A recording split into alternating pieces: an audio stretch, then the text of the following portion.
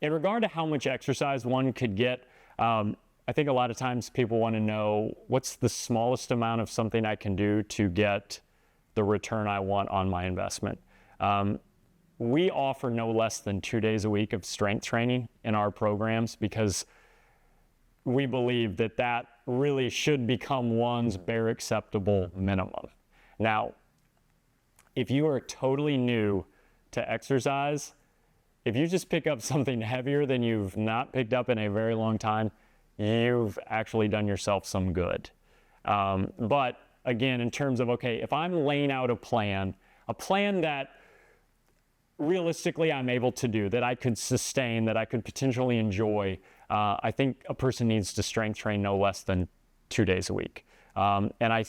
kind of, the Chuck Woolery from the days of Love Connection, which is, to some, they don't have a clue what I'm talking about, but for the older population, they understand what I'm saying, 2 and 2. If you're doing 2 days of strength and 2 days of cardio, I think you've got a pretty good plan that if done consistently is going to do you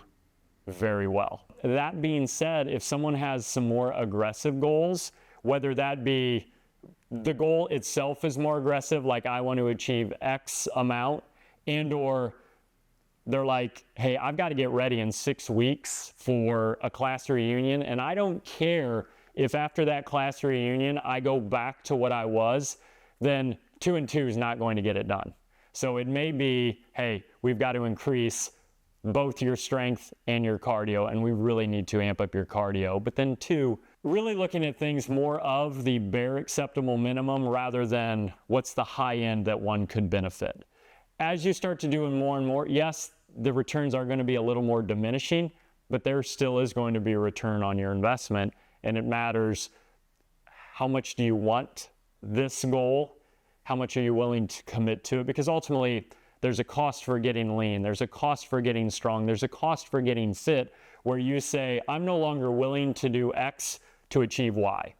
And there's no right or wrong answer in that, it's just you need to know what to expect, that if you stop doing what you're doing, then you'll no longer get moving in the direction that you want to get. So 2 days a week of strength training, 2 days of cardio minimum. Better still, and this is what I practice personally, 3 days of strength, no less than 3 days of cardio.